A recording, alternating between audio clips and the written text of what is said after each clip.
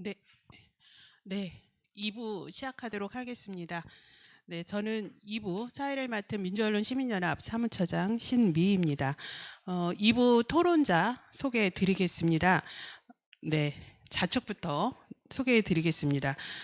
요즘 현업단체 대표로서 아주 많은 투쟁의 현장에 계시죠. 많이 바쁘실 텐데 김동원 언론노조 정책협력실장님 나오셨습니다. 네. 네, 그리고 민주사회를 위한 변호사 모임 미디어 언론위원회의 신미용 위원님 나오셨습니다.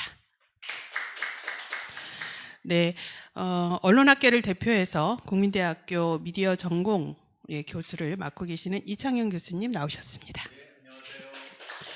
네, 시민사회를 대표해서 참여연대 이재근 협동사무처장님 나와 계십니다. 네, 일부에서 지금 이 언론 탄압, 윤석열 정권의 무도하고도 아주 극심한 언론 탄압을 받고 있는 대표적인 언론사의 기자들 또는 노조 위원장들이 아주 구체적인 탄압의 실태들을 또 실체를 구체적으로 증언을 해주셨습니다. 그 증언을 들으면서 한편으로는 너무 먹먹하기도 하고 한편으로는 아주 답답하기도 하고 이러한 상황인데요. 이렇게 민주주의가 발전했다고 우리는 굳게 믿고 있는 이 사회에서 이렇게 아주 저열한 독재 국가에서나 가능해 보이는 이런 치졸한 언론 탄압이 더욱더 극심해지고 있는 이 현실에 대해서 저희가 또 진단도 해보고 이런 탄압을 계속 우리가 당하고만 있을 거냐, TBS에서 그렇게 탄압을 당해도 말을 할 수 없었다, 싸울 수 없었다 이렇게 말씀을 하시는데 제가 그 대목에서 Why not? 왜 그랬죠? 라는 질문을 다시 우리 현업분들에게 묻고 싶기도 한데요. 우리는 앞으로 어떻게 대응해 나갈 것이냐, 우리의 이 소중한 언론 자유와 민주주의를 어떻게 우리 사회가 지킬 것이냐의 이야기를 좀 해보겠습니다. 네, 한번 지금 저의 왼쪽에 김동원 언론노조 실장님이 계신데 이 언론노조의 그 분석이나 좀 입장은 좀 마지막 순서로 좀 듣고 싶어요. 왜냐하면 현업에서 지금들 이제 다양하게 더 구체적으로 얘기를 했기 때문에 좀 종합해서 이제 언론노조에서 가장 직접적인 대응 일선에 계시기도 하고요. 또 대응을 지금도 하고 계시고 종합적인 뭐 대책, 그다음에 집중투쟁 이런 거 계속 세우고 있는 걸로 알고 있습니다. 그래서 좀 마지막에 들어보시면 좋겠고요. 먼저 이창현 교수님은 이명박 박근혜 보수 정권 하에서도 언론 탄압이 매우 극심했습니다. 그 당시에도 학자로서 또 미디어 현장을 지키는 분으로서 언론 자유와 공영 언론 지키기에 앞장을 서셨던 분 중에 한 분이십니다. 그래서 그때와 또 지금이 무엇이 다르고, 그때는 언론 현장, 언론 현업을 중심으로 시민단체와 시민들이 함께 공영 언론 지키기를 비롯해서 여러 대응들을 했던 기억이 있는데요.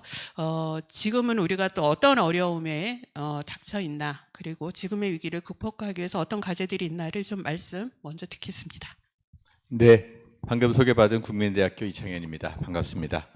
아까 증언을 들으니까요, 글자로 읽는 것과는 좀 다른 느낌을 받을 수 있었던 것 같아요. 특히 TBS 우리 송지연 우리 발표자께서 말씀하신 내용을 들으면서 공영방송이 이렇게 파괴되고 있구나, 그 현장을 느낄 수 있었고요. YTN 사기업화, MBC 언론 탄압, KBS의 임원진 해임 등등은 과거에 볼 수 없는 전대미문의 공영방송의 파괴다라고 생각합니다. 이때 파괴라는 것은 공영방송의 역대 정부에서 이명박 박근혜 때는 장악이라고 표현한다면, 공영방송을 자기의 정파가 헤게모니를 쥐는 걸 장악이라고 하잖아요. 근데 이것은 자기 집단에서 헤게모니를 잡는 것을 넘어서 파괴하는 것이다. 우리 송지현 발표자가 아까 얘기했던 것처럼 TBS를 장악했으면 TBS를 살려야죠. 그러나 지금 그러지 않고 있다는 것입니다. 김어준을 몰아냈으면 다른 TBS를 제대로 역할을 해야 하는데 그러한 것들이 허용되지 않고 있는 전대미문의 공영방송 파괴다. 이것은 1987년도 민주화 이후에 공영방송 체제를 뿌리째 흔드는 일이다 라고 볼 수 있을 것 같고요. 이것은 마치 정치적으로 보면 정치적 구테타와 같은, 군사 구테타와 같이 언론 파괴를 하고 있는 언론 파괴의 구테타적 상황이다 라고 볼 수 있을 것 같습니다. 이러한 것들을 정치학자는 민주주의의 퇴행이라고 얘기하는데요. 이 민주주의의 퇴행을 윤석열 대통령이 가장 잘 실천하고 있는 분이 아닌가 생각이 듭니다.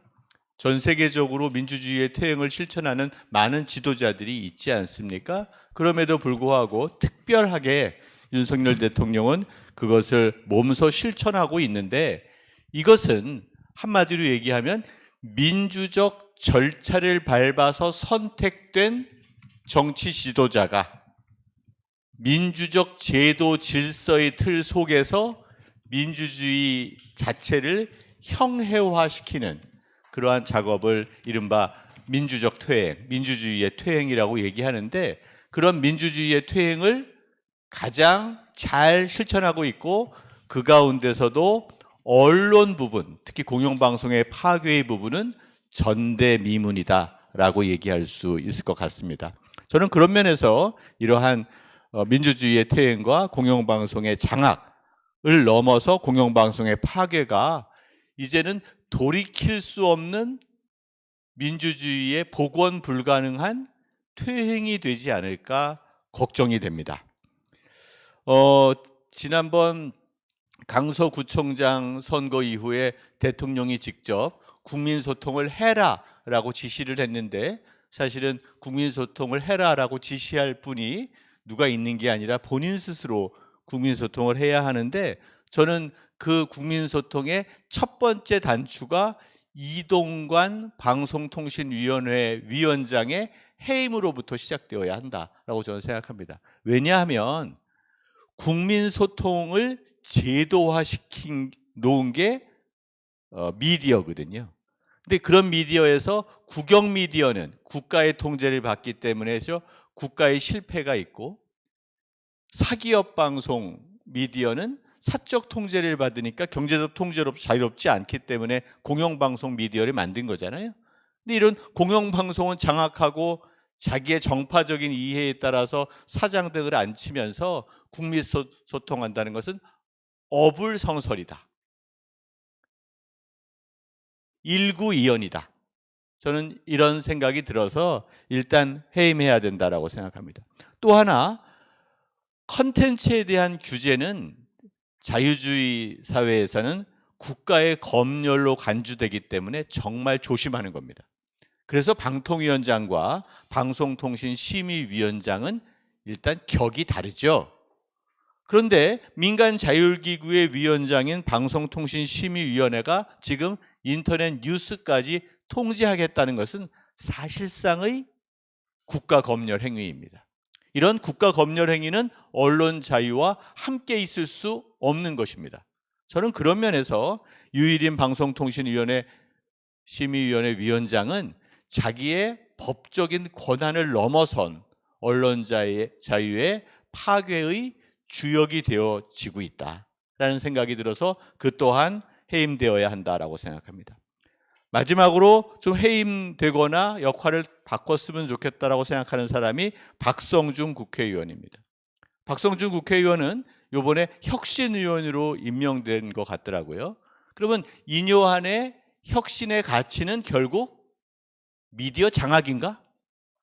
국민의힘에서 혁신을 하겠다고 하는 그 가치의 지향점은 결국 공영방송을 다 죽이고 사기업화 시키겠다는 것인가? 이런 질문에 답해야 된다고 생각합니다. 만약에 인요한 위원장이 그런 방향이 아니다, 우리는 제대로 된 국민소통을 하겠다라고 얘기한다면 박성준 국회의원을 혁신위원으로부터 해촉하는 것으로부터 시작해야지 그제서야 윤석열 대통령의 국민소통의 의지가 나름대로 표현될 수 있는 게 아닌가라는 생각이 듭니다.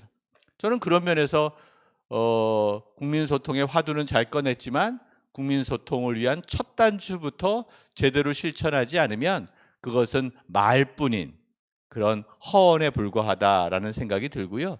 결국은 언론 당사자들, 아까 YTN, KBS, MBC, TBS 등 뉴스토마토 등 여러 기자들이 나와서 말씀하셨는데, 시민적 지지는 언론 담당자들의 분야별 운동이 활성화될 때 시민들의 지지도 함께 있었던 역사가 존재합니다. 물론 80년대에 시민들이 먼저 일어나서 땡전 뉴스를 비판하고 관련된 수신료를 거부했던 역사의 어떤 선도성을 가지고 있지만, 현재는 언론 부문에서 너무 침묵하고 있고 전체 언론계에서도 현재의 파행적인 상황을 눈 감고 있는 부분들이 존재한다. 저는 그런 면에서 언론계 전체의 제대로 된 각성운동과 비판을 활성화해야만 이것이 전체 시민운동으로 들불처럼 일어날 수 있을 것 같다라는 생각이 듭니다. 마지막으로 김중배 선생님께 제가 한 2달쯤 전에 여쭈어봤어요. 도대체 윤석열 대통령의 이 언론 장악 어떻게 될 것 같으세요? 어디까지 가능할까요? 언제쯤이면 언론인들이 들고 일어날까요? 이렇게 여쭈어봤더니 이사장님이 그렇게 얘기를 하시더라고요. 어떻게 될 건지 질문하지 말고 현재의 상황에서 문제가 있으면 조그만 균열이라도 찾아내고 그것을 문제 제기를 하면 그것이 언론사 내에서든 시민운동 진영에서든 조금의 균열이 점점점 커져서 사회적 변화가 가능할 것이다 라고 얘기했던 것이 저는 기억이 납니다. 그러니까 그런 의미에서 이 자리에 계신 아까 증언했던 많은 언론인들, 시민사회의 역할을 하고 계신 분들, 또 지금 유튜브를 바라보고 계신 시민들께서 윤석열 정부의 언론 정악이 실질적으로는 대한민국이 1980년대에 이룩해놓은 민주주의적 성과를 하루아침에 되돌리는 파행적이고 야만적인 행위다. 그리고 언론 자유 없이는 더 이상 대한민국의 민주주의의 지속가능한 발전은 불가능하다라는 생각을 갖고 치열하게 투쟁해야 될 시기가 된 것 같다라는 생각을 하면서 저는 일단 말씀을 정리하겠습니다. 이상입니다. 네, 말씀 감사합니다. 네, 지금의 상황은 언론 장악을 넘어선 언론 파괴로 나아가고 있다, 이런 말씀을 해주셨습니다. 지금의 윤석열 정권이 강서구청장 보궐선거 이후에 진정한 반성을 하려면 이동관 방통위원장, 류이민 방송심의위원장, 그리고 국민의힘 혁신위원을 맡은 박성중 의원의 해촉부터 해라, 그게 진정한 의지의 표현이다 라는 말씀과 함께 언론계 전체의 각성과 비판의 활성화, 또 그를 통한 시민 참여, 시민 비판의 강화가 가능할 수 있겠다라는 말씀을 해주셨습니다. 지금 언론 탄압이 이렇게 가속화되고 이 언론 탄압 행위들이 이렇게 야만스러운 행위들이 벌어지고 있는데 왜 시민들은 조용하냐, 또 언론계 내부는 왜 이렇게 조용하냐 이러지만 사실 조용한 것처럼 겉에서 보이지만 그렇지 않습니다.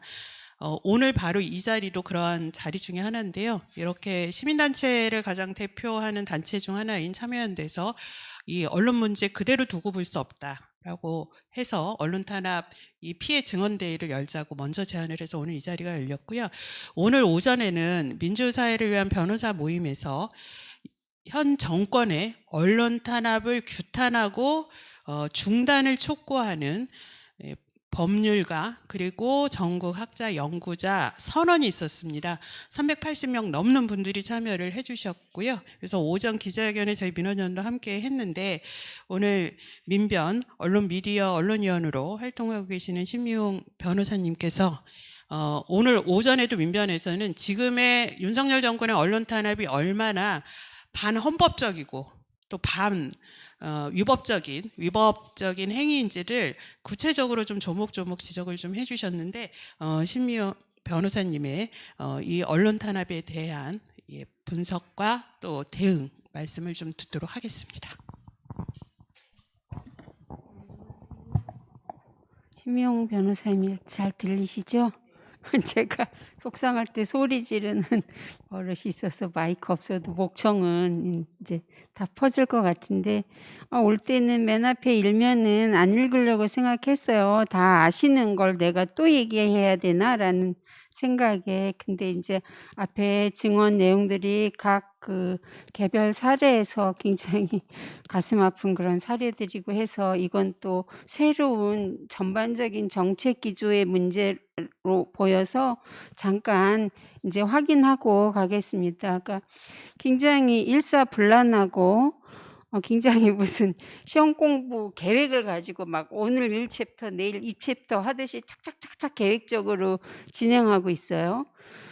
이게 이제 9월 18일에 보도자료를 내서 가짜뉴스라고 하는 이런 마법의 양탄자를 딱 뿌려가지고 이건 다 가짜뉴스다 이렇게 이제 이런 양탄자를 뿌려서 가짜뉴스에 대해서는 뭐 그 절차적으로 뭐 그 심의의 순서가 어떻게 됐던 상관없이 신속하게 하겠다. 그 앞에 심의 규정에 대해서 그 심의를 어떤 절차를 하는지에 대한 규정은 또 없더라고요. 저도 그때 바로 찾아봤는데 그러니까 그냥 맘대로 먼저 뽑아다 할 수 있는 거였고 그걸 이제 규정으로 만들어서 하겠다. 그런 18일 날 보도를 하고 그다음에 저는 여기서 이때 되게 그 깜짝 놀랐던 게 원 스트라이크 아웃제를 하겠다 언론사에 대해서. 근데 저는 사실은 이제 저는 뭐 긴급조치 시대부터 청소년기를 지나온 사람으로서 그 원 스트라이크 아웃제라는 게 설마라는 생각으로 다가오지 않더라고요. 그 우리가 이제 상대방을 알고 나를 알아야 이제 이길 수 있잖아요. 버텨나갈 수 있잖아요. 그러면 상대방이 어떤 일까지 할 수 있는가를 생각할 때 지금 젊은 세대는 이제 그 전두환 군부정권의 통치로부터 한 세대가 지난 사람들이에요. 직접 경험이 없어요. 근데 지금 정치 권력을 갖고 있는 사람은 그런 경험을 직접 그리고 간접적으로도 아주 가까이 간접적으로 했던 사람이라 저는 그러니까 이렇게 설마 이런 거 하지 말고 저 사람들이 어떤 것까지 알고 있는 사람이냐라고 하는 걸 먼저 좀 언론인들이 좀 아셨으면 좋겠다. 왜냐하면 그런 얘기 통상 하잖아요. 자기가 착한 사람은 나쁜 사람이 어떻게 나쁜지 몰라요. 나쁜 마음을 먹어보지 않아서. 근데 같이 던져지면 우리가 이제 내 던져진 사회에서 사회생활을 하다 보면 그 안에서 자기도 지키고 살아야 하기 때문에 간접 경험으로라도 알아야 되거든요. 그래서 아마 아까 그 차장님도 와이낫 이런 말씀하셨는데 아마 그 근저에는 사람이 이제 믿고 싶은 대로 믿잖아요. 설마 거기까지 하랴. 이것만 좀 버텨내면 괜찮지 않을까 이런 생각들이 있었을 수도 있는데 지금이라도 좀 어떤 수법들을 다 가능한지 이런 걸 좀 우리가 갖고 좀 생각을 마음을 굳게 해야 되지 않을까. 이제 법률과 같지 않은 발언이긴 하지만 그런 생각이 들었는데 그게 이제 이 원 스트라이크 아웃제라는 걸 봤을 때 정말 엄청나구나 이런 생각을 했었고요. 지금 이제 이렇게 9월 18일 날 보도자료를 내고 9월 23일 날 20날 바로 이틀 후에 이렇게 이제 심의를 했어요. 실행을 했어요. KBS YTN 일단 방송에 대해서 그 인터뷰 인용 보도했지라고 하는 이유로 20일 날 그렇게 하고 그 이후에 이제 인터넷 언론사인데 정보통신도 인터넷 언론에 해당된다라고 하는 이유로 인터넷 언론사에서 그렇게 하고 있죠. 근데 여러분들이 이제 일부 증언하고 지금 이 시점에서 계속 진행되고 있는 가장 최근의 사태까지 이렇게 비교해 보시면 일부에 증언하실 때 보면 똑같이 정통망법상의 명예훼손인데 경찰이 조사했어요. 그때는. 근데 그때 보면 2022년 2월, 4월 그때까지는 검찰청법에 정통망법상의 명예훼손이 검찰이 직접 수사 개시할 수 있는 사항으로 되어 있지 않았어요. 검찰청법이 5월 9일 날 개정이 되고 22년에 그리고 이제 뭐 부칙에 의해서 이 개정 이후에 최초로 공소를 제기할 사건부터 적용하는데 그 적용하는 거는 원래 검찰의 직접 수사 권한 사항과 직접 관련이 있는 것까지 한다라고 되어 있어요. 근데 이런 건 이제 그냥 우리도 저희 법률가들도 뭐 그렇게 디테일한 것까지 안 보는데 지금 현재 경향신문이나 그 뉴스버스 이런 데는 지금 검찰이 바로 수사 개시 들어가서 이게 드디어 이제 문제점으로 이렇게 드러나고 있잖아요. 그 디테일한 하나의 사항을 얘기하려는 게 아니라 앞에 이렇게 보도자료, 그 다음에 방송심의, 그 다음에 인터넷 언론심의 이렇게 하는 것과 똑같이 경찰을 통해서 수사를 하고 이런 게 번거로웠겠죠. 그래서 검찰청법도 이렇게 개정하면서 이제 예전에나 1년 전에는 경찰이 수사해서 그걸 송치를 해야 거기서 뭐 인지를 해가지고 뭐 다른 걸로 이렇게 더 나갈 수 있었는데 지금은 그냥 할 수 있는 거죠. 직접이라고 하는 것의 이유로. 그래서 굉장히 이렇게 어떤 한 측면에서 되게 계획적일 뿐만 아니라 이 전체가 되게 입체적인 계획을 갖고 있는 것 같아요. 그렇게 입체적인 계획을 가지고 하고 있다 이런 거를 좀 시각을 조금 바꾸기 위해서 제가 얘기해봤고요. 많은 이제 헌법 21조는 많이 얘기되고 있죠. 근데 이제 뭐 언론 출판 보장되고 허가 검열 금지되고 그러면서도 이제 타인 명예나 권리, 공중도덕, 사회윤리 이런 걸 침해해서는 안 된다라는 규정까지도 헌법이 두고 있어요. 그래서 요 마지막 부분을 이제 언론의 사회적 책임을 헌법이 명령하고 있는 건데 그러한 헌법의 그 취지를 구체화한 것이 이제 언론중재법이라고 볼 수가 있는 거죠.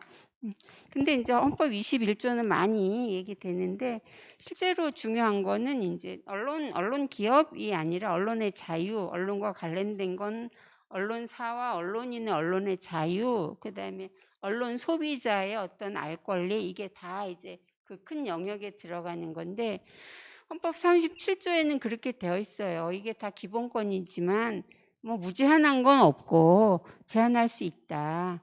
근데 꼭 필요한 것만 제한해라. 그다음에 제한하더라도 최소한으로 하라라고 하는 게 헌법 원칙이거든요.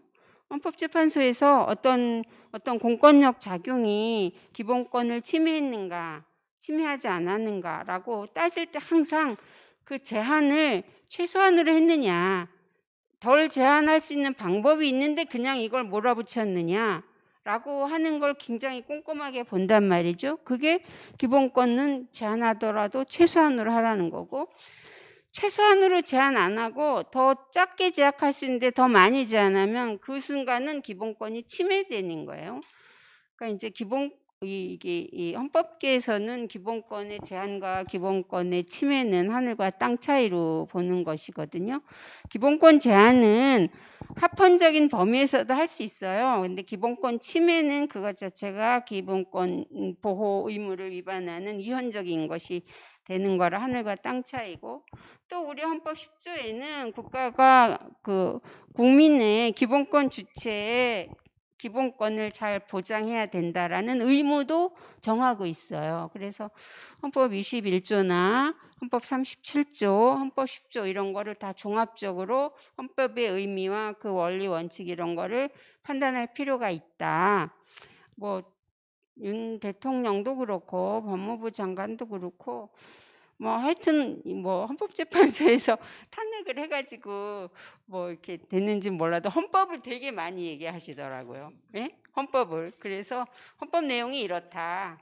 아까 이제 예전에 뭐 사람에 충성하지 않는다가 나중에 보니까 우리가 생각한 거 달랐잖아요. 그 사람이 얘기하는 제목에 속으면 안 돼요. 그 사람이 생각하는 언론과 우리가 생각하는 언론은 다를 수 있거든요. 가짜뉴스 남발하는 건 언론이 아니야 이럴 수가 있단 말이에요. 그러니까 헌법을 자꾸 얘기하시니까 헌법에 이렇게 정해져 있다는 구체적인 내용을 좀 전달이 되었으면 좋겠고요. 거기다가 이제 이 방송통신심의위원회는 이 이제 저 뒤에 있는 거를 그냥 땡겨서 하면 방송통신위원회 설치법에 이제 방심위를 이제 둔다고 규정하고 있고요.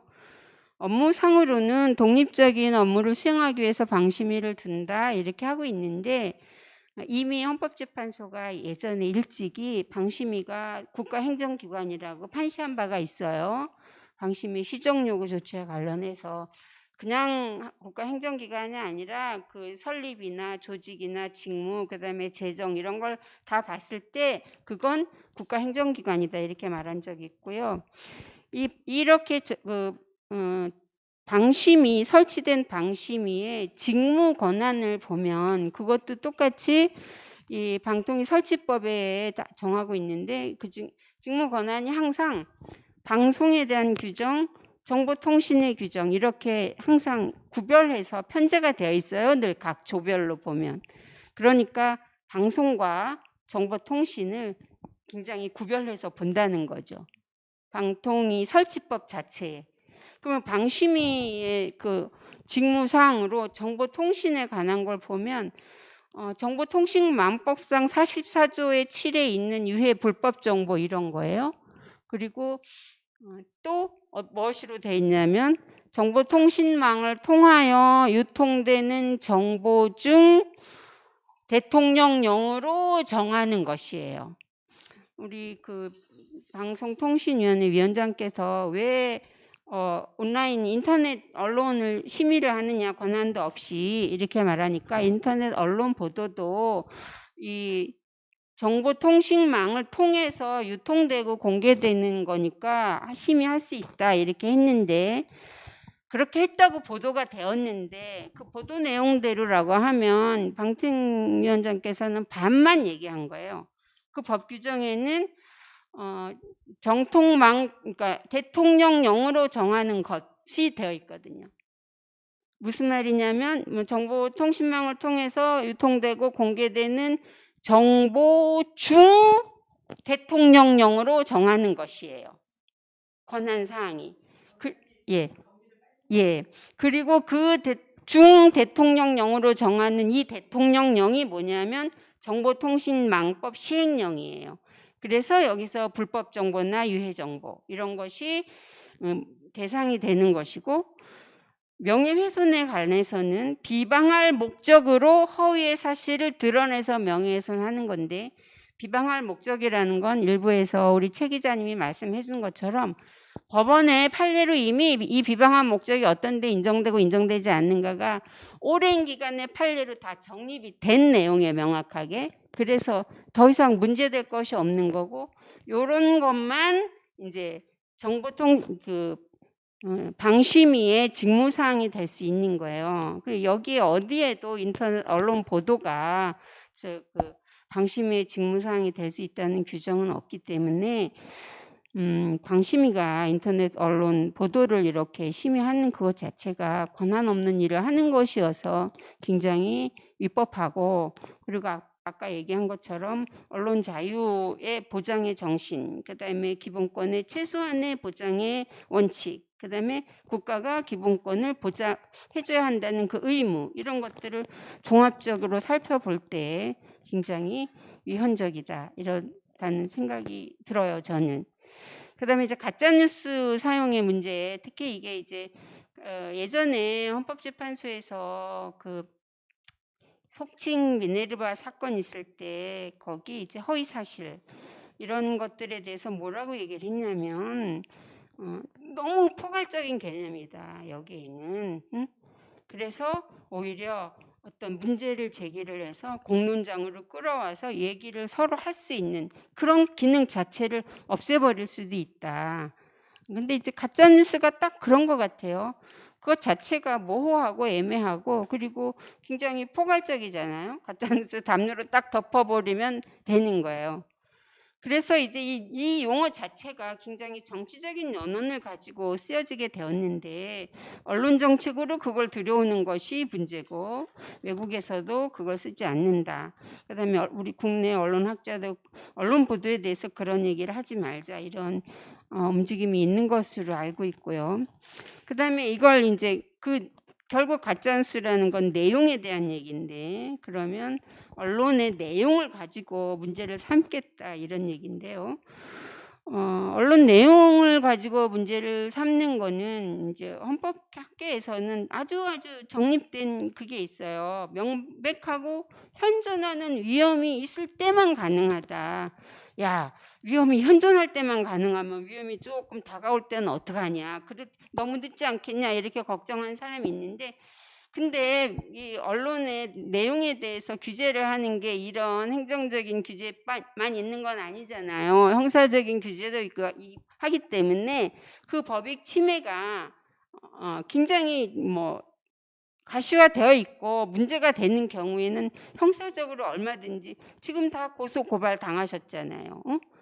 그 저지할 수 있단 말이에요. 그래서 언론 자유가 그렇게 중요하다고 하셨으니까 명백하고 현존하는 위험이 있을 때만 내용에 대해서 들여다 보실 수 있으면 좋겠고 제도가 그렇게 운영이 됐으면 좋겠는데 이걸 지금 방심위에서 인터넷 언론을 가지고 하는 거니까 방심위가 권한도 없이 이 언론 내용에 대해서 이렇게 보도하고 방심위가 아까 국가행정기관이라고 했는데 그 내용을 트집을 잡아서 원스트라이크 아웃까지 하겠다 이러는 거는 결국은 그게 이제 서구의 어떤 문화적이고 그런 역사적인 맥락에서 나오는 개념이 이제 그런 게 검열이라는 개념이고 법적으로도 맞아 떨어진다고 생각해요. 우리 자체의 한국의 고유한 역사의 영역에서 보면 이게 그러니까 이제 연산군의 신원패인 거예요. 예. 예. 그래서 네, 여기서 정리를 해주시고 또 예. 추가 의견은 다음 토론에서 좀 같이 해주셨으면 그리고 좋겠습니다. 또 하나의 네. 문제는 이제 이렇게 어떤 특정한 어떤 언론사 지금 당장 제일 미운애 이렇게 한다고 해도 방심위에서 이렇게 인터넷 언론 보도를 내용을 가지고 하면 이건 사실은 언론사 전체가 대상이 되는 거예요. 그런 어마어마한 문제에 지금 처해 있다. 예, 이상입니다. 네, 심용 변호사님께서 지금 방심위가 인터넷 언론까지 심의하겠다고 나선 법적 근거와 권한 없이 이렇게 나선 문제들을 법률적 문제로서 하나하나 좀 지목을 해주셨습니다. 언론의 자유, 언론사와 또 언론인의 자유는 무제한이 아니지만 최소한의 제한 원칙으로 공권력이 작동돼야 된다. 그런 점에서 지금 방심위의 심의 문제는 매우 심각한 우려 그리고 기본 언론 자유라는 기본권 침해 문제가 있다라는 점을 좀 지적을 해주셨습니다. 네, 다음으로 이재근 참여연대 협동사무처장님이 정말 이렇게 매일매일 하루에도 수십 건의 압수수색이 벌어지는 나라가 되었는데 그중에서 언론인과 언론사까지 그다음에 언론 자유의 상징인 뉴스룸까지 이렇게 압수수색을 명분으로 공권력이 침해되는 이러한 상황에 이른 문제를 말씀을 좀 주시겠습니다. 예, 방금 소개받은 참여연대 협동사무처장 이재근입니다. 제 발표문의 제목이 대통령의 명예를 훼손했다고 언론인을 압수수색하는 나라인데 너무 길어서 뒤에가 생략되어 있습니다. 민주주의 국가가 아니다. 예,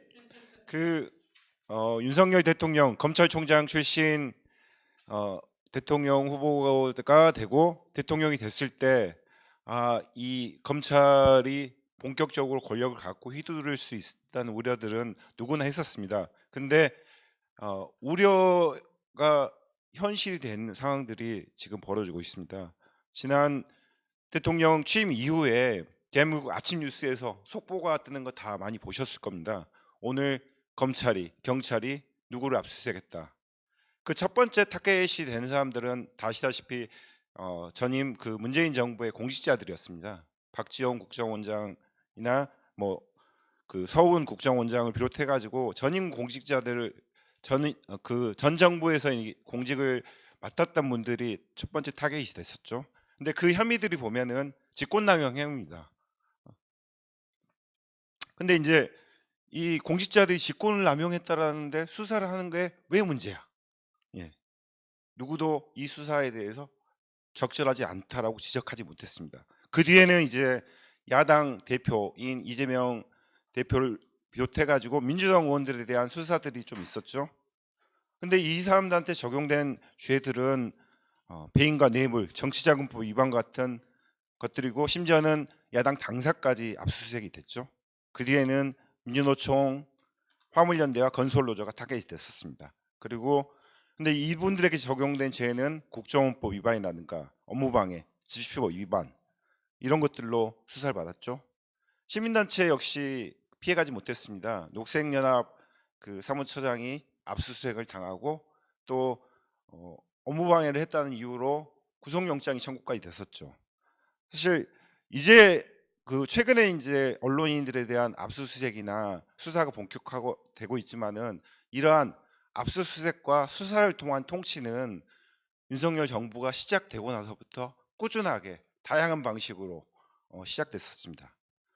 사실 대통령이라는 자리는 다 아시다시피 정치적 반대자까지도 포용해야 하는 자리입니다. 그래서 대통령 선거가 끝나면은 지지하지 않은 사람들을 포용하라는 주문들이 가장 많은 주문입니다. 특히 이번 선거처럼 0.7%라는 아주 작은 차이로 당선이 된 후보자이기 때문에 사실 자신을 지지한 지지자들도 있지만 반대한 반대자들도 절반이 넘게 존재하고 있는 거거든요. 물론 이제 이 사회에서 이 갈등이나 혹은 이런 것들은 필수 불가결하죠. 하지만은 정치 사회적 갈등이 커지면은 그만큼 이 치료의 비용도 커지기 때문에 갈등을 줄이고 사회를 통합해야 한다는 주문들이 나오게 됩니다. 근데 이 대통령께서는 지금 대통령이 됐지만은 여전히 검찰총장이라고 조금 생각하고 있는 것 같습니다. 마치 검찰총장이 검사들 지휘해서 수사를 하듯이 국정을 운영하고 있습니다. 범죄자를 색출하고 압수수색해서 수사하고 나서 유죄를 증명하는 것이 경찰과 검찰 같은 수사기관들의 책무이지 않습니까? 이번 정부는 검찰과 경찰 같은 수사기관뿐만 아니라 감사원, 권익위, 행안부, 법무부 모든 기관들이 마치 수사기관과 수사기관처럼 활동을 하고 있습니다.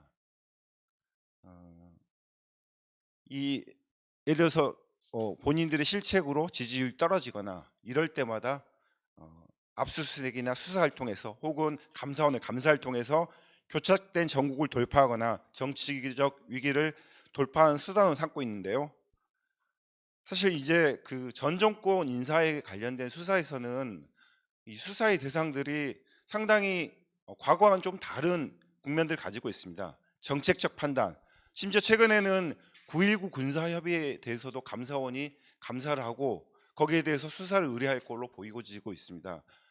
정치적이고 고도의 정치적 판단, 외교적 판단, 군사적 판단에 대해서까지 수사가 그러니까 이 검찰이나 수사기관들이 유죄 여부를 다루겠다는 거죠. 이것은 이제 한국 사회 전체 정치가 사라진 부분들을 검찰의 수사가 채우겠다라는 의도라고 볼 수 있을 것입니다. 그리고 근데 이런 상황에서 근데 여전히 마찬가지입니다. 전 정부 고위공직자들의 무능과 직권남용에 대해서 수사를 하겠다는데 이거에 대해서 반대하는 사람들은 많지 않았습니다. 야당에 대한 수사 부분도 한 번 더 이야기를 드리면은 부패한 혐의가 있고 배임하고 정치자금법을 위반하고 뇌물을 받았다는 의혹에 대해서 수사하는데 그것이 야당이든 여당이든 무슨 상관이냐, 이게 검찰의 논리지 않습니까?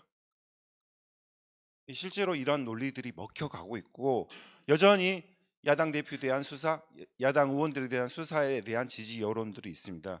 이번에 그 이재명 대표에 대한 구속영장이 기각되면서 이제 검찰의 수사가 과하다는 여론이 일부 생겨났지만은 여전히 부패한 정치인에 대해서 수사하는 것이 잘못됐다는 여론은 아직 형성되지 않았습니다.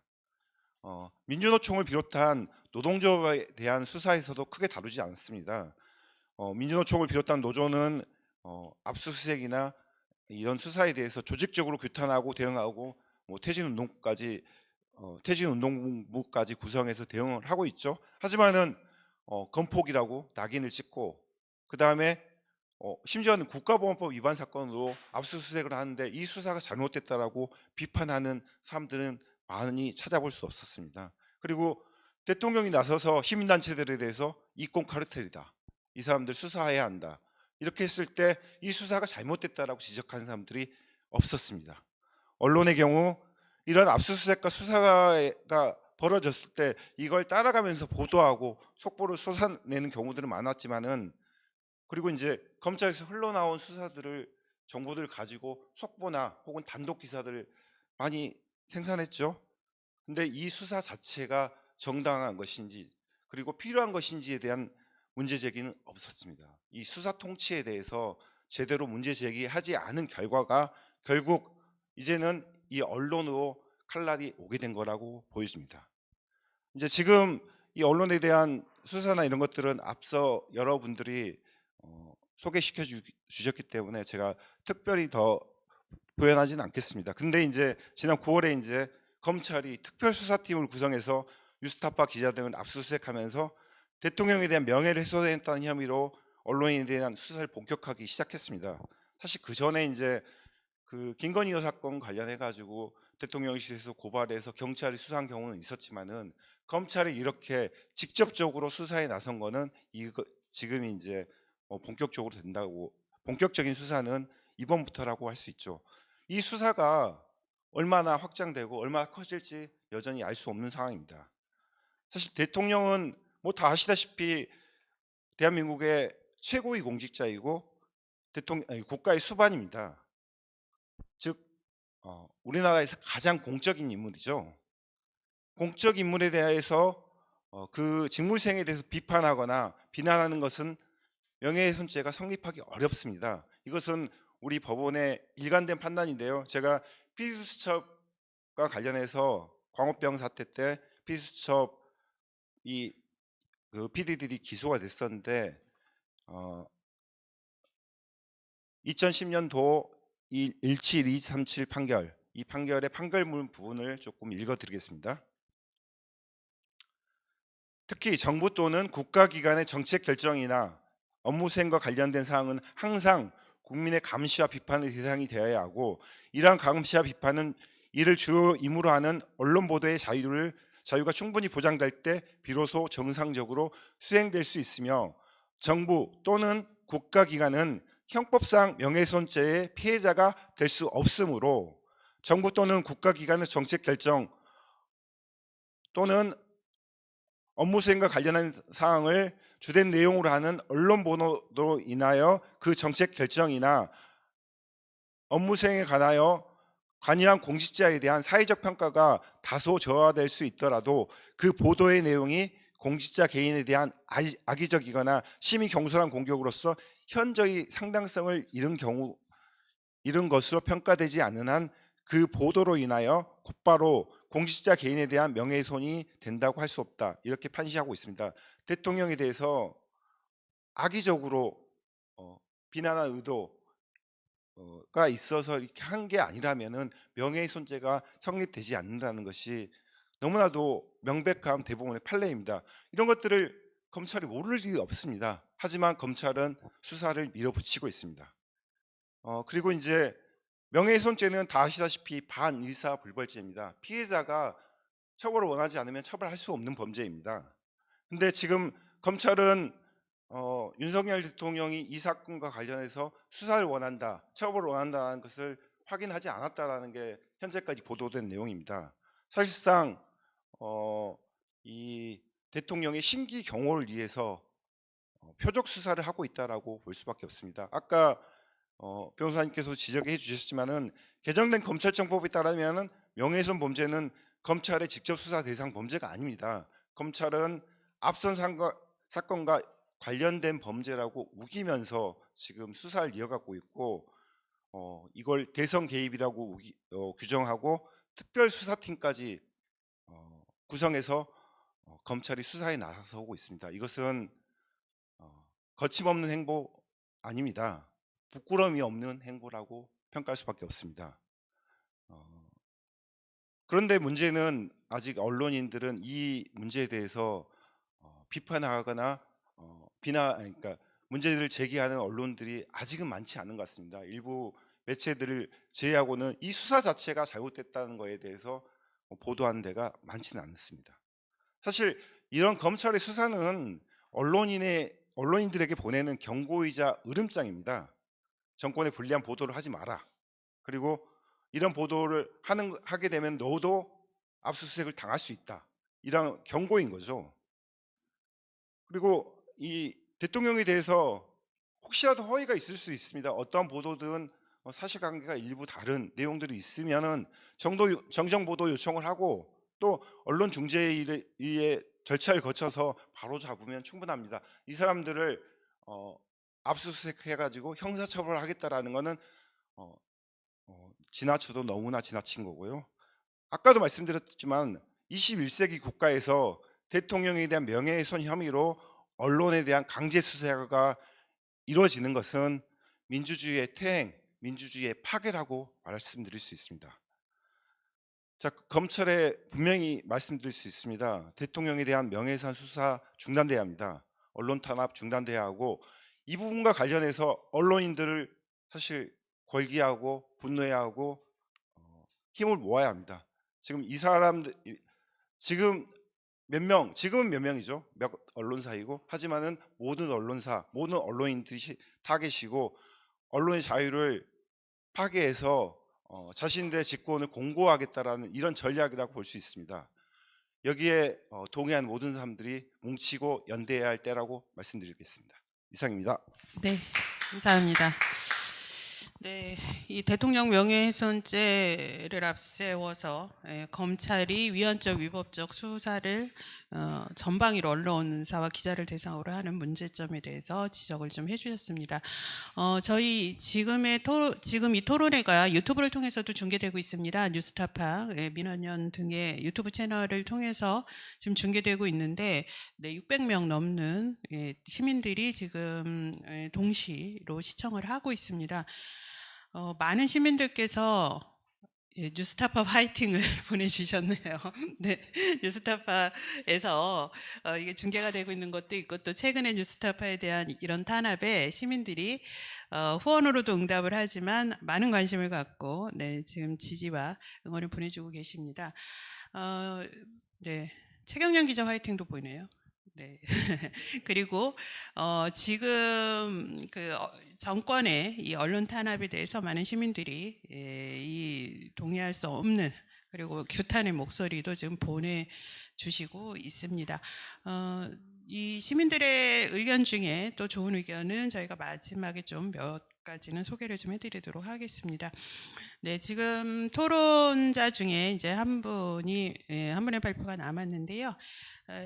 김동원 언론노조 정책실장께서 지금 발표 제목이 비판 언론 탄압의 배경과 언론 표현의 자유를 위한 연대처 구성입니다. 이번 윤석열 정권이 특히나 자신들에게 비판적인 언론을 향한 표적 수사, 정치 수사, 또 수사기관을 동원한 수사 통치 이런 것들을 동원하고 있는데 관련해서 김동원 실장님의 발표 내용을 듣도록 하겠습니다. 예, 그 앞에서 많은 증언과 또 의견들을 주셔가지고 제가 덧붙일 얘기들은 더 없을 것 같고 그래서 한 3가지 정도로만 좀 말씀을 드리려고 합니다. 첫 번째는 언론 장악이가 됐든 지금 정권이 얘기하는 언론을 정상화라고 얘기했던 그러한 식의 언론 장악의 형태가 과거와는 무엇이 다른가를 좀 한번 말씀드리고 싶고요. 그리고 두 번째는 왜 이러고 있나.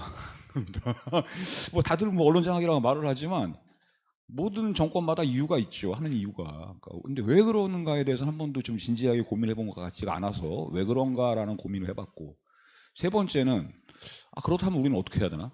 라는 좀 이런 제안을 좀 드리고자 합니다. 자, 첫 번째로 그 현재의 언론 그 통제, 심의라고 하는 것들에 대해서 제가 참고로 한 그 국무위원회 발언을 한번 제가 인용해 보겠습니다. 이분이 뭐라고 하셨냐면요. 가짜 뉴스는 개인의 인격을 침해하고 사회의 불신과 혼란을 야기하는 공동체 파괴범이며 개인의 의사와 사회 여론의 형성을 왜곡하고 나와 다른 계층이나 집단에 대한 징후를 야기해 사회 통합을 흔들고 국론을 분열시키는 민주주의 교란범이다라고 말씀을 하셨고요. 이 말이 나온 지 5일 있다가 국무회의에서 방통위, 교육부, 과기정통부, 법무부, 문체부, 경찰청이 함께 모여서 범정부, 허위조작정보 근절을 위한 제도 개선 방안 브리핑을 하려고 했습니다. 이게 언제냐 하면은요, 2018년 10월에 있었던 이낙연 국무총리의 발언입니다. 그리고 그 바로 5일 후에 국무회의에서 합동 브리핑을 준비를 했다가 내부의 논의를 거치면서 이 브리핑이 취소가 됐었고, 그 이후에 이호성 방송통신위원장의 자진 사퇴가 있었습니다. 어떠한 정권이든 간에 그 가짜 뉴스 뭐 나온 지 얼마 안 됐습니다만은 가짜 뉴스라고 부르든 무엇이라고 부르든 간에 대통령과 또는 뭐 배우자 그리고 국무위원들에 대한 비판에 대해 가지고는 언제나 이렇게 민감하게 반응을 했고 통제를 하려고 했습니다. 문재인 정부 때도 이러한 가짜뉴스에 대한 규제 움직임이 분명히 있었고요. 그리고 정권 말기에는 언론중재법을 통해서 징벌적 손해배상을 도입하자라고 얘기하면서 법 개정을 강력하게 주문했었습니다. 근데 그때와 다르게 지금은 뭐가 다르냐라고 보게 되면은 법을 고칠 수는 없잖아요. 없으니까 이 대통령이 움직일 수 있는 모든 정부기관이 다 동원이 됩니다. 그러니까 지금 보시게 되면은 갑자기 왜 이러는가라고 생각해 보시면 참 우연찮게도 문재인 정권이 출범했을 때 5월 출범이 2017년 5월이었는데 그 당시에 그 박근혜 대통령이 임명했었던 최성준 방통위원장 임기가 이미 끝나 있었습니다. 그러니까 문재인 그 대통령 취임 이후에 바로 이호성 위원장을 임명할 수가 있었고 방송통신위원장의 새로운 임명에 따라서 좀 그 빠른 쉽게 얘기하면 언론적배 청산이 가능했습니다. 그때 제가 날짜를 세어보니까요. 당시 문재인 정부 때 KBS의 이인호 이사장이 해임된 것은 취임 이후 227일 만입니다. 근데 지금 윤석열 정부는 취임하고 난 이후에 방송통신위원회 위원장이 계속 있었잖아요. 임기가 보장됐습니다. 그러니까 방송통신위원장을 면직시키기 위해서 1년을 보냈어요. 그러고 난 다음에 방송통신위원장을 임명을 하고 그 다음에 문체부 장관, 방송통신심의위원장 위촉, 언론진흥재단 이사장 임명 이런 식으로 지금 가게 됐습니다. 그러니까 시간이 엄청 오래 걸린 거죠. 그런 면에서 보면은 지금 현재 윤석열 정부가 취임한 지 440일 만에 KBS에 자신들이 원하는 이사장을 앉힙니다. 그러니까 이제 이렇게 시간이 오래 걸렸다는 것들 때문에라도 굉장히 조바심이 컸을 거고 그래서 보시게 되면 아시겠지만 지금 앞에서 말씀 많이 해주셨습니다. 기본적으로 방송통신위원회가 정점에 있고요. 방송통신위원회가 방송통신심의위원회를 통해서 내용 규제를 주문을 하고 그리고 또 하나 우리가 간과할 수 없는 게 문화체육관광부입니다. 그러니까 문화체육관광부가 여기는 뭐 문화예술진흥을 하는 곳인데 뭐라고 하실지 모르겠으나 문체부에서는 기본적으로 언론진흥재단이라고 하는 1년에 1조가 넘는 정부 재원을 가지고서 통제할 수 있는 권한이 있습니다. 그러니까 재원을 통한 통제가 충분히 가능하다는 말씀을 드리고 싶고요. 또 하나 문체부는 굉장히 작은 공공성을 가지고 있고 지켜야 될 문화예술에 대한 지원과 기금의 조성에 책무가 있습니다. 근데 그러한 기금들이 지금 계속 줄어들고 있고 설령 운용이 되더라도 사기업한테 넘어가거나 위탁이 되는 형태로 진행이 되고 있습니다. 그러니까 문화체육관광부 같은 경우에는 진흥을 통한 간접적인 규제를 하고 있고요. 한편으로는 방송통신위원회와 방송통신심의위원회는 가짜뉴스 규제, 인허가 규제, 내용 규제를 갖다 통해서 같이 함께 움직이는 일종의 삼각체제라고 볼 수 있을 것 같습니다. 여기에 아까도 뭐 뉴스타파 말씀해 주셨지만 어저께 있었던 그 경향신문 기자 압수수색 같은 걸 포함해 가지고 뉴스타파 압수수색 같은 경우는 방송이 아니라 정확히 얘기하면 언론사에 대한 압수수색입니다. 이 언론사의 압수수색은 여러 가지 경로를 거칠 수가 있는데 방송과 다르게 제어거나 재승이 아니잖아요. 그럼 이런 언론사들은 그 등록돼 있는 소재지에 있는 지자체가 등록 취소 심의위원회라는 걸 열어가지고 법원에다가 등록 취소를 신청할 수 있습니다. 실제로 지금 뉴스타파를 그렇게 하려고 하고 있고요. 바로 이런 방식으로 지금 지자체까지 총동원돼 있었고, TBS 같은 경우는 지자체의 의회가 대놓고서 조례를 폐지했고, YTN 같은 경우에는 여기에 덧붙여서 기획재정부가 공공기관 경영 효율화라는 명목으로 해서 공기업의 지분을 팔아치우게 하는 방식으로 지금 시스템을 해체하고 있습니다. 이렇게 본다 그러면 또 하나 중요한 것은 방송통신위원회와 방송통신심의위원회가 이전보다 더 노골적으로 포털에 개입한다는 겁니다. 아무리 포털의 알고리즘에 문제가 있고 이것이 그 선정성이라든가 여러 가지 그 클릭을 조회하는 그러한 식이었다 하더라도 포털에 대해서 이렇게 알고리즘에 개입을 하고 뉴스 배치를 하고 방통위가 조사를 들어간 적은 한 번도 본 적이 없었습니다. 자, 이러한 부분들이 기본적인 어떤 그 이전 정권과는 전혀 다르게 하나의 체계와 시스템을 갖춘 이러한 그 통제와 장악이라고 보여지고요. 그리고 그 문제는 이런 식으로 이렇게 시스템을 갖추어서 하는 것은 좀 왜 그런 것인가에 대한 두 번째 물음입니다. 그러니까 왜 그럴까라고 제가 좀 곰곰이 생각을 해봤는데, 물론 여기에는 여러 가지 분석이 있을 수 있겠지만, 그러니까 제가 그냥 단순하게 한번 판단을 해본다면은 한번 지난 2021년에 대통령 선거로 돌아가 보셨으면 좋겠습니다. 그때 박빙이었죠. 누가 이길지 알 수가 없었습니다. 근데 그때 민주당 이재명 후보의 가장 강력한 지지층은 우리가 흔히 말하는 강성 지지자, 쉽게 얘기하면 정치 팬덤이었습니다. 절대 무너지지 않는. 일단 그러한 그 팬덤이 중심에 단단한 기반이 있었고요. 그리고 그런 기반들에 맞서서 윤석열 정부 후보가 내세울 수 있는 것은 굉장히 의외였습니다. 윤석열 정부가 보수층에 왜 호소력이 있었냐면은 국민의힘에서 잘하는 정치인이 아니잖아요. 그건 마찬가지였습니다. 이재명 후보도 당시에 민주당에서 몇선을 한 의원이 아닙니다. 어떻게 보면 아웃사이더로 여겨졌고, 그런 의미에서 저게 신선한 인물이다라고 하는 기존 정치권에 대한 환멸의 작용을 했었고요. 그런 거는 보수 정치도 마찬가지였습니다. 특히나 문재인 정부 시절에서 검찰총장 임명됐다가 추미애 법무장관과 같이 권한쟁의를 다투었던 그런 사람이다라고 하는 것들은 분명히 큰 호소력이 있었습니다. 그러다 보니까 대선이 어떻게 됐냐면은 이재명 후보를 중심으로 한 팬덤을 중심으로 결집되는 지지 세력과 문재인 정부에 실망한 사람들, 그리고 이대남이라든가 뭐 이런 식의 그 자신들이 스스로가 사회 약자라고 여기는 사람들을 갖다가 묶어서 블록을 만들어서 그 결집을 요구하는 일종의 포퓰리즘 정치죠. 그러니까 586이라든가 민주당 조건들은 다 기득권이었다, 조국 사태를 통해서 경험하지 않았는가라는 식으로 묶어냈던 그런 포퓰리즘의 결집을 통해 가지고 겨우 신승을 하게 됐습니다. 그러면 지금 문제는 뭐냐면은 윤석열 정권이 이렇게 정말 그 시스템과 체계를 갖춰서 언론을 탄압하는 이유는 지금 현재 있는 언론, 이사와 사장이 바뀌지 않는 공영방송을 비롯한 YTN 이런 언론 보도들이 이재명 대표를 비롯한 민주당의 팬덤을 계속 부추기고 있다는 판단이에요. 그러니까 두 가지 방향이죠. 대통령이나 그 저기 배우자를 향한 어떤 그 비난이라든가 그런 흠집 이런 것 때문에 못 참는 건 물론이겠거니와, 그런 것들을 갖다 가지고서 뉴스를 퍼나르는 것은 끊임없는 팬덤을 자극해서 이후에 총선도 두렵게 할 만한 그러한 전략이라고 보는 것 같습니다. 바로 이러한 것들이 일종의 윤석열 정부 아까 이재근 협차장님 말씀을 잘 해주셨는데, 기본적으로 노조에 대한 그 적대화 그리고 시민단체에 대한 적대화라고 하면서 이제 적대 정치를 구성하는 겁니다. 포퓰리즘의 특성이 그거잖아요.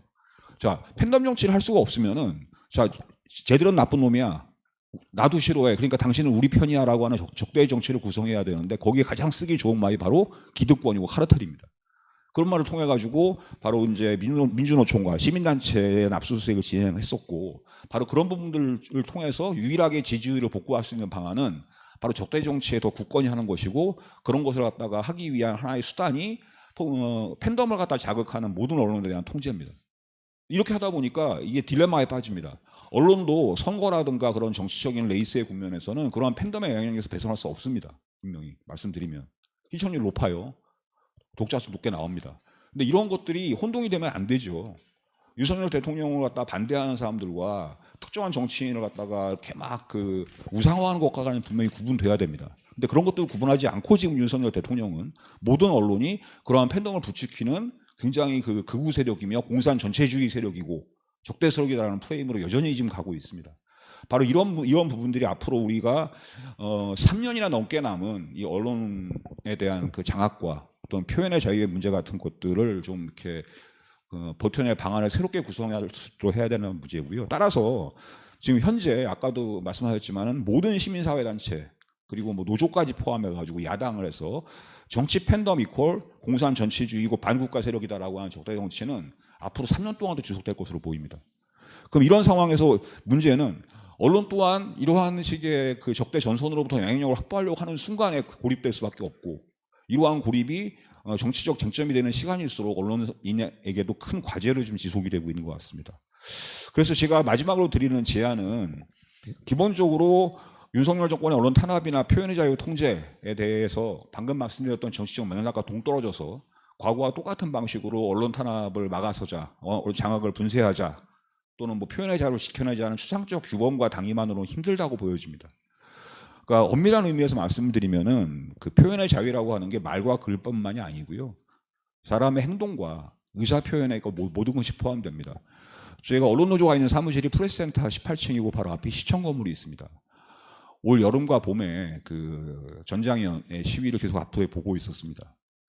전장현의 그 지하철 정차 시위는요, 말이나 글이 아니라 몸과 행동으로 보여주는 의사 표현입니다. 모두가 다 정해진 지하철에 시간을 탈 수가 없고, 그런 것들 타지 못하는 사람들을 위해서 서울시가 배려를 하고 한 사회와 같이 천천히 가자라는 그러한 요구들이 분명히 묵살된 자리였고요. 왜 우리는 그런 것들을 표현의 자유와 당연한 기본권이라고 생각하지 않았는지 모르겠습니다. 이태원 참사 대책이도 마찬가지입니다. 언론노조가 지난번 일주기 성명을 냈을 때 늘 죄송하다는 말씀을 드렸습니다. 과연 1년 동안 우리는 국가가 침묵한다고, 국가가 부재한다고 언론도 부재하거나 침묵하지 않았는가라는 분명히 말씀을 드렸습니다. 자, 윤석열 정권의 심판이라고 하는 단순한 구호가 아니고요, 지금 저희들이 제안을 드리는 건 그래서 언론 탄압에 맞서는, 또는 언론인의 탄압에 맞서는 그러한 연대체뿐만이 아니고, 그러한 기본적인 시민의 커뮤니케이션 권리와 기본권을 회복할 수 있는 그런 활동들을 연대할 수 있는 연대체를 좀 구성해 달라는 말씀을 드리고 싶습니다.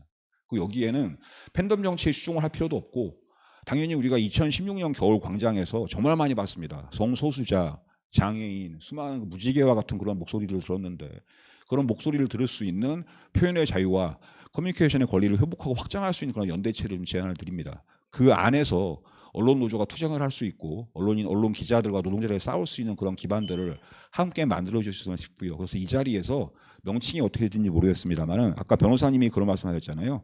그 국가 검열이다.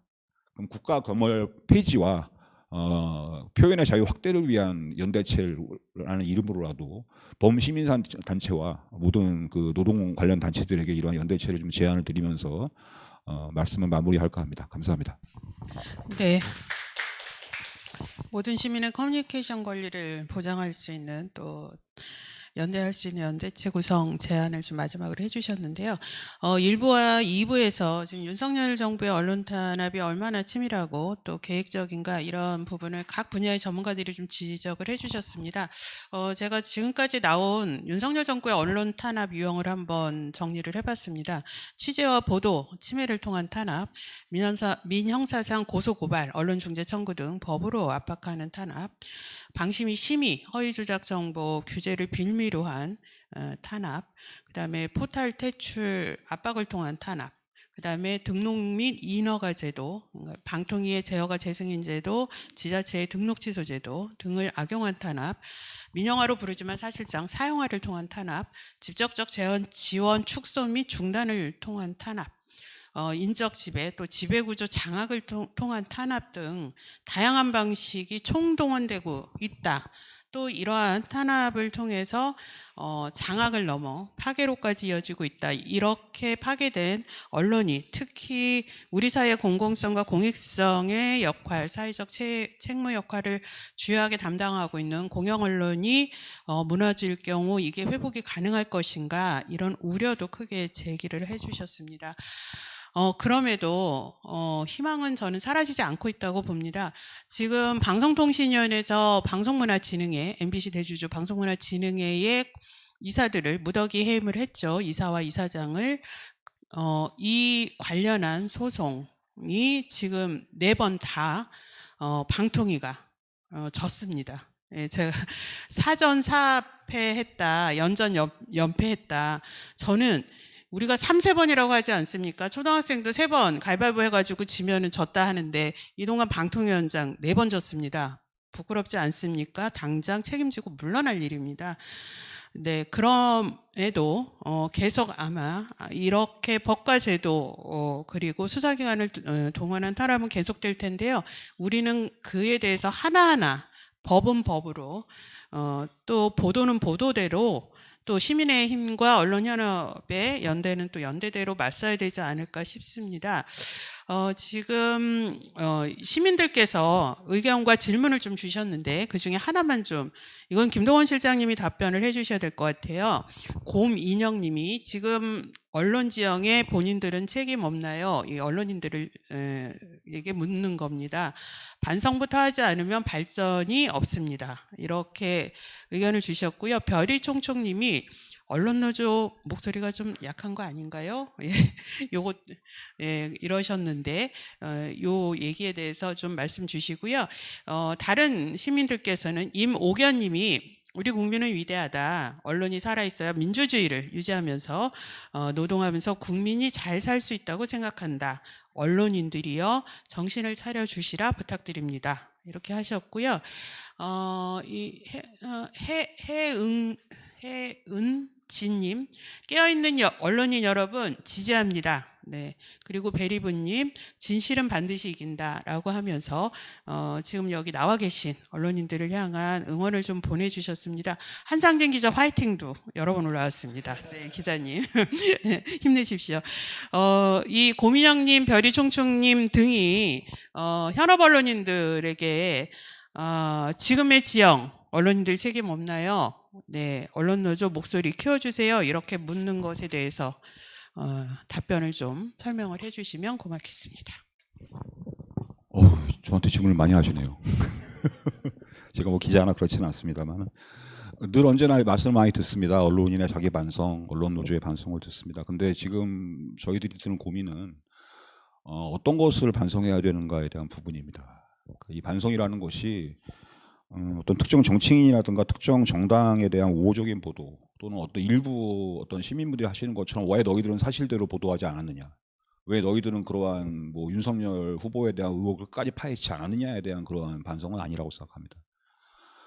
기본적으로 저희 언론노조 같은 경우는 지난 문재인 정권 시절에 그 KBS 이사가 바뀌고 새로운 사장 선임 과정이 들려오고 시민 추천 제도가 바뀌고 많은 것이 좀 변화의 기회가 있었습니다. 근데 그러한 기회 동안에 수신료 같은 경우에 안정된 수신료의 제도를 만들지 못했고요. 그리고 또 하나는 저희들이 말로만 했었던 공적 책무라고 하는 부분들을 사내에서 충분히 만들지는 못했습니다. 언론 보도에 대한 어떤 비판보다는 저희들이 따끔하게 반성을 하고 저희들이 좀 고민해 봐야 될 것은 지난 5년 동안에 언론 노조를 비롯한 언론 노동자들이 방송과 신문을 포함해서 노동자들이 과연 그 시간 동안 우리가 한 번의 꿈이 아니라 계속 지속될 수 있을 만큼의 충분한 인프라와 시스템을 갖추는데 우리가 얼마나 노력했는가라는 부분에 있어서는 저는 정말 통렬히 반성을 해야 된다고 생각을 합니다.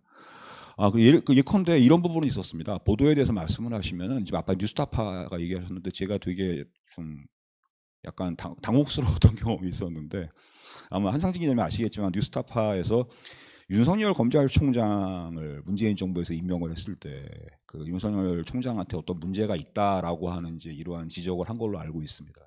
근데 그때 엄청나게 많은 항의가 있었습니다. 굉장히 항의를 많이 하시면서 왜 그 대통령이 임명한 검찰총장에 대해서 왜 문제를 지적하느냐. 저는 그러한 부분에서는 반성할 것이 없다고 생각합니다. 냉정하게. 기본적으로 언론이라고 하는 것이 아무리 느슨하고 좀 그 이해하기가 힘들 것인지 모르겠으나 그러한 부분에 있어가지고 하나의 원칙과 그 하나의 그 가치관은 가지고 있어야죠. 그런 것들이 흔들리면 안 된다고 좀 생각이 들고요. 또 하나 많은 분들이 아쉬워하시는 것이 이 정도까지 왔는데 왜 언론 노조는 파업도 하지 않고 아무것도 하지 않느냐라고 말씀하실 수 있을 것 같습니다. 정확히 말씀을 드리면은 언론 노조에 있는 조합원들의 세대 구성이 많이 바뀌었습니다. 다 아시겠지만 여러분들도 다 아시잖아요. 뭐 MZ 세대와의 갈등이라든가, 여러분들이 알고 계시는 그 자녀들이라든가 회사에서 느끼는 그러한 사무실에서의 세대 간 갈등과 언론사의 갈등은 크게 다르지 않습니다. 그만큼 다른 경험과 다른 지향을 가진 세대들이 엉켜 있는 곳이 지금의 언론계고요. 그리고 이제 이렇게 다양한 조합원들을 대상으로 해서 우리가 과거와 같이 독재 정권 타도 언론 탄압 분쇄라는 한 목소리로만 묶일 수 없다는 점들을 좀 이해해 주셨으면 좋겠습니다. 마찬가지로 그러면 지난 5년 동안에 문재인 정부 동안에 자리에 있었던 각 공영방송 사장들과 또는 그러한 책임자들, 임원들이 과연 성실하게 임무를 다했는가에 대한 내부의 평가도 엇갈립니다. 자, 이런 것들은 어떻게 보면 정권이 바뀌었기 때문에 당연히 들고 일어나야 된다 그 문제가 아니라 언론 노조가 어떻게 하면은 내부부터 좀 정비를 하고 우리의 좀 언론관과 가치관들을 정확하게 정립을 해서 어떠한 정권이 오더라도 좀 지속 가능한 그러한 저희들의 그 내부 민주주의 제도와 그리고 투쟁을 할 수 있을 만한 기반을 만드는 것이 시간이 더 많이 걸린다는 말씀을 드리고 싶습니다. 파업이나 적극적 행동, 물론 그 대부분 말씀을 드리겠지만 이 한마디만 말씀을 드리겠습니다. 아마 민주론 총 때문에 그럴 수도 있는데요. 뭐 총파업 많이 드려보셨을 겁니다. 근데 노조에서 파업하는 거 보통 힘든 일 아닙니다. 그리고 저도 언론 노조에 있지만 제가 제일 하기 싫어하는 게 파업입니다. 일 너무 많이 정말 힘듭니다. 그 비는 시간 동안에 임금 문제부터 시작해서 정말로 많은 그 힘이 들고요. 그리고 거기에 대해서 책임질 사람도 필요합니다. 후폭풍도 상당합니다. 그래서 모든 노조가 언론노조뿐만이 아니고 파업은 정말로 마지막 수단이고 정말로 우리가 어떤 것이 어쩔 수가 없을 때 그러한 것이라는 걸 알아주셨으면 좋겠습니다. 파업 윤석열 정권 앞으로 3년 남았습니다. 3년 동안 파업할 수는 없지 않습니까? 좀만 더 힘을 실어주시고 좀만 더 많은 관심을 가져주신다면 좀 더 계속해서 끊임없는 반성과 질문으로 시민들과 함께하도록 하겠습니다. 네, 말씀 감사합니다. 토론자분들 중에 이 말씀은 좀 마지막에 꼭 해야겠다.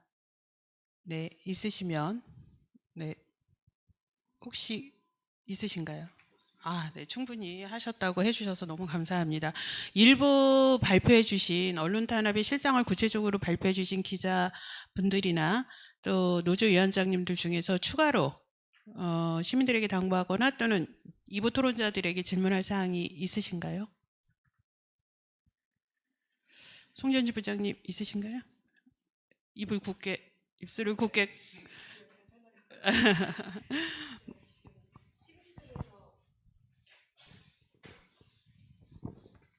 네, TBS에서 얘기가 나오면은 지금 한 600여 명의 유튜버 분들이 제가 좀 보고 있는데 사실은 면목도 없고 이제 저희를 꾸짖는 그런 댓글들이 되게 많습니다. 그런데 시민들한테 제가 말씀드리고 싶은 거는 유튜브나 아니면 OTT 등 지금 사실 되게 이런 다양한 플랫폼이 쏟아지는 그 디지털 시대에서 저희 기성 언론으로 간주되는 공영방송이 왜 존립해야 되는지 잘 모르겠다. 그리고 집에서 TV 안 보는데 왜 수신료를 내야 되는지 모르겠다. 그렇게 얘기를 하실 겁니다. 그런데 유튜브에서는 뉴스타파처럼 취재를 꼼꼼히 하시는 그런 채널도 있지만 대부분은 기성 언론, 공영방송에서 취재 시스템을 시민의 세금으로 몇 년 동안 구축해 놓은 그런 인적 시스템을 가지고 취재 시스템이 잘 잡혀 있고 그래서 그 원소스는 사실은 공영방송의 기사들이라고 생각을 해요. 근데 만약 그 공영방송이 사라진다고 하면 유튜브에 나오는 그 다양한 2차적인 그런 컨텐츠 역시 진실될 것인가에 대한 우려도 좀 해주셨으면 좋겠고요. 그 다음에 사실은 공영방송이 왜 중요하냐면 저희가 자본과 권력으로부터 독립해서 이들을 감시할 의무를 가지고 있는 책무를 가지고 있는 게 공영방송이잖아요. 만약 공영방송이 사라진다고 하면 뭐 이탈리아의 사례처럼 뭐 재벌 언론이나 아니면 이런 하나의 그냥 그 내용만을 방송하는 그런 나라가 될 것이라고 생각을 해요. 그래서 저는 공영방송은 일종의 사회적 보험이다. 그리고 민주주의를 지킬 수 있는 근간이 되고 있다라고 생각을 합니다. 그래서 좀 예쁘게 봐주셨으면 좋겠습니다. 네. YTN 송전지 부장님이 공영방송이 열심히 노력해야지만 부족한 부분도 있다라는 말씀 속에 그래도 공영방송이 우리 사회에서 꼭 필요하고 중요하니 시민들께서 그래도 지켜주십사 하는 당부의 말씀을 좀 마지막으로 드렸는데요. 지금 공영방송 노조위원장들이 매주 1회씩 유튜브 방송을 하고 있습니다. 저희 민원연과 함께하는 언론 아싸라는 유튜브 방송이 있는데요. 시즌 1을 9월에 끝났고 시즌 2가 11월부터 시작을 합니다. 오늘 밤 9시에 시즌 2 첫 방송을 하는데 공영방송 노조의 언론에 알려지지 않은 이야기들 또 시민들께 드리고 싶은 이야기들 이렇게 또 오늘부터 시작을 하는데 많은 관심을 좀 가져주시고요. 저는 이렇게 언론 탄압을 정권이 치밀하고 다양한 방법으로 하지만 어느 언론도, 아니, 어느 정권도 언론을 굴복시킨 역사는 없습니다. 언론의 자유가, 민주주의가 후퇴를 할지언정, 굴복을 시켰던 적은 없습니다. 이번 윤석열 정권의 언론 장악, 또 언론 파괴의 시도도 저는 성공하지 못할 것이라고 생각합니다.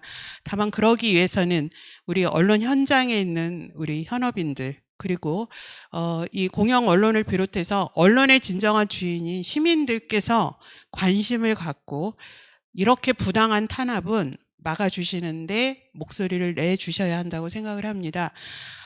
지금 윤석열 정권 출범 이후 1년 넘게 언론 탄압은 더욱 가속화됐습니다. 그 과정에 시민들이 적극적으로 표면적으로 목소리를 내지 않고 있기도 합니다. 그 이유에 대해서 우리 언론인들과 언론은 깊은 관심을 갖고 시민들이 왜 분노는 하지만 적극적으로 아직은 행동에 나서지 않고 있는가에 대한 질문도 던져야 된다고 생각합니다. 그 질문에 대한 해답을 오늘 함께 찾아보자는 자리였다고 생각을 하고요. 오늘 질문을 다 바로 여기서 즉답을 구하진 못했지만 저희가 시민들과 함께 질문하고 그 해답을 찾는 노력은 함께 연대하여 같이 해야 된다고 생각을 합니다. 김동원 실장님의 제안도 관심을 갖고 여러 단체와 분야와 또 지금 이 방송을 보는 시민들께서도 어떤 게 더 좋은 방안일지 또 물어봐 주십시오. 네, 오늘 긴 시간 함께해 주신 시민 여러분, 그리고 또 유튜브로 시청해 주신 여러분, 그리고 또 이 자리에 증언 나와 주신 기자님들과 위원장 여러분 감사합니다. 네, 마치겠습니다. 고맙습니다.